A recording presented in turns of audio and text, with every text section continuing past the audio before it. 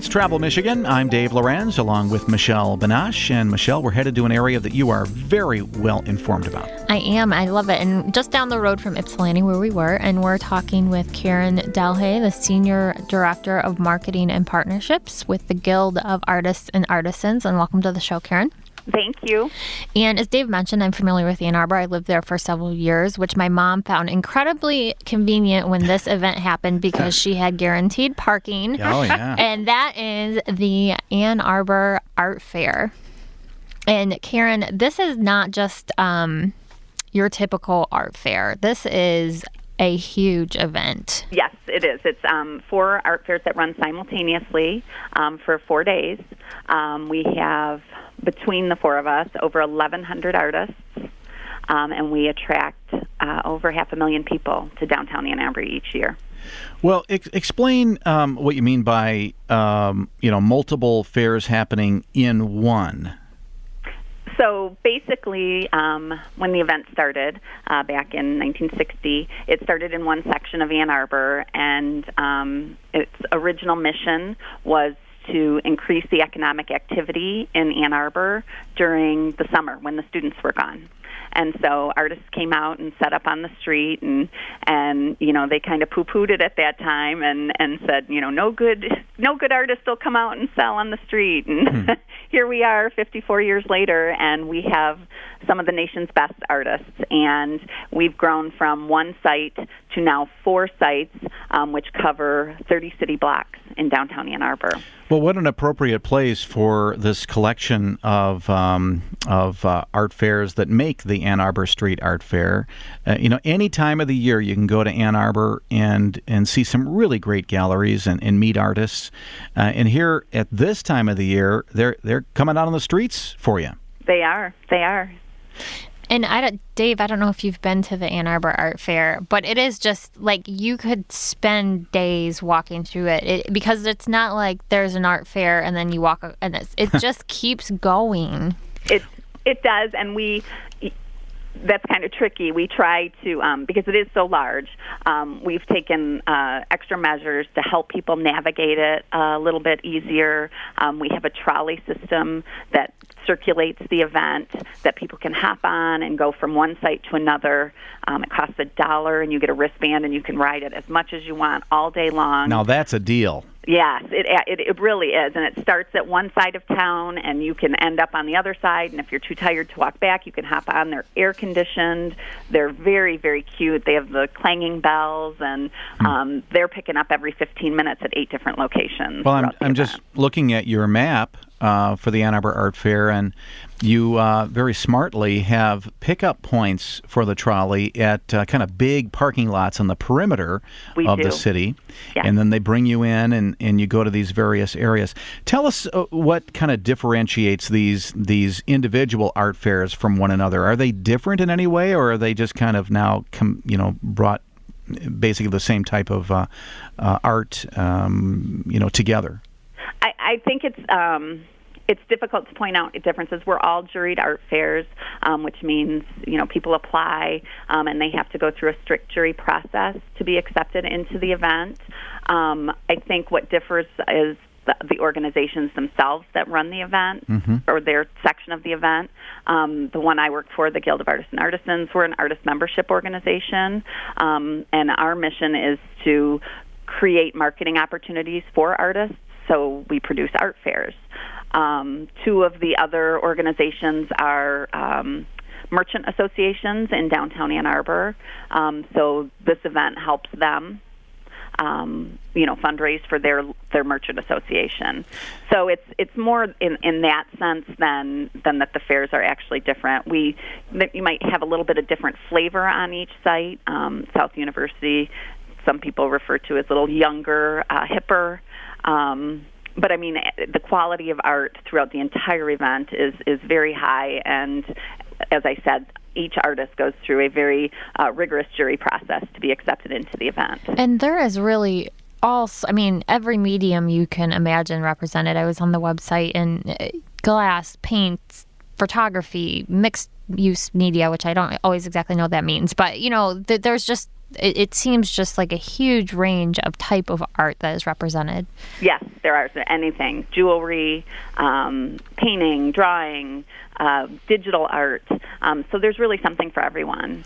Now, as I was looking on this map, and it's a really good map, by the way, recommend people check that out. Makes it very clean and clear.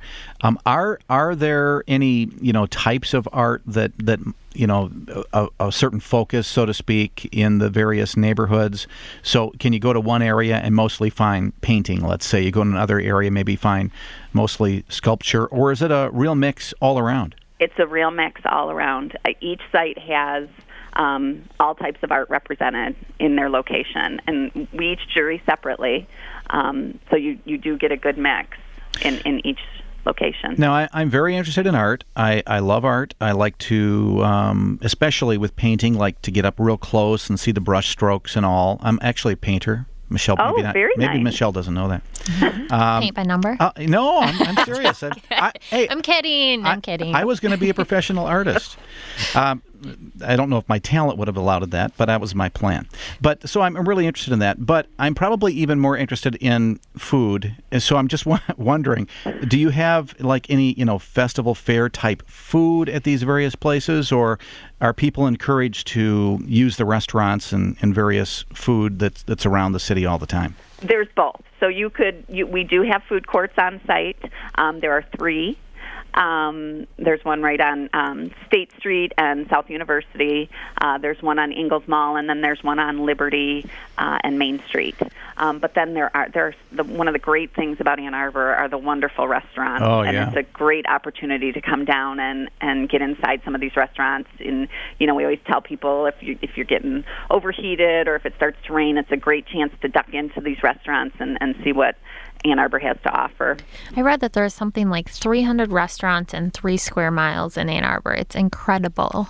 It is incredible, and there's always new ones popping up that are just phenomenal. We have some really, really great, and some great microbreweries, and so it's just a great mix. There's never a lack for food in downtown Ann Arbor. Well, and the same thing can be said about as you wander around and see all these great pieces of art, and the artist out, which is a really fun thing to do, is really meet the artist with the art and get a kind of the background story of the pieces you're considering purchasing. But you should also go into the art galleries in town that are there year-round and support them and check them out. I'm sure that these galleries are going to have their artists represented on the street as well. But do both. You're going to enjoy, both the inside and the outside. Not to mention there are a lot of sidewalk sales that go on during this time. So a lot of the merchants that are downtown Ann Arbor that aren't your typical chain type merchants are out, on the sidewalk doing sales. So it's a great opportunity to check those out too. Urban Outfitters always has a great sale. Cherry Republic is new downtown. They always have sampling going on in there and great recipes and things. So there's a lot of great merchants to check out as well when you're here. And make sure to use those trolleys when you come to visit the Ann Arbor Art Fair. Check out the website first and print off that map. It'll help you as you figure out where you want to go and when you want to go and all that. It's coming up July 17th. Through the 20th, one-of-its-kind, award-winning, multiple art fairs in one. That's the Ann Arbor Art Fair.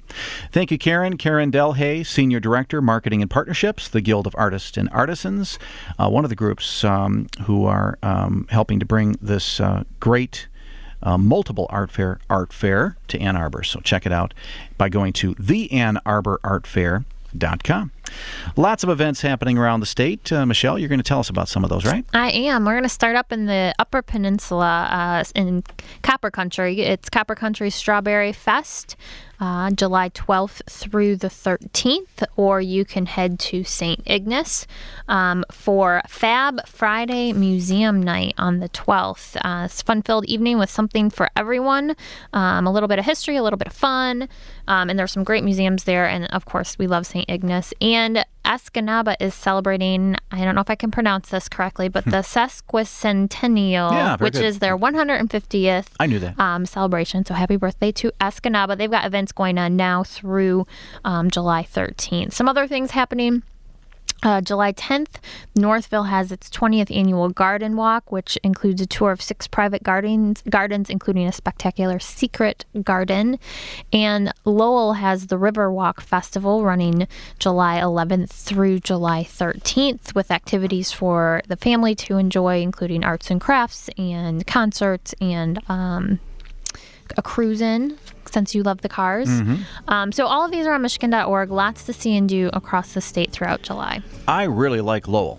I think that's a cool You were little just town. telling me about I that. was. I think it's a neat town. I dig it, as they say. You dig it. As they used to say. As they used to say. I know how old I sound sometimes. Don't look at me that way. So we're going to find out what's happening at the Henry Ford next. A big event. The Maker Fair is coming back to that great museum and historical site. So we'll find out about that next, right here on Travel Michigan, where your trip begins at Michigan.org.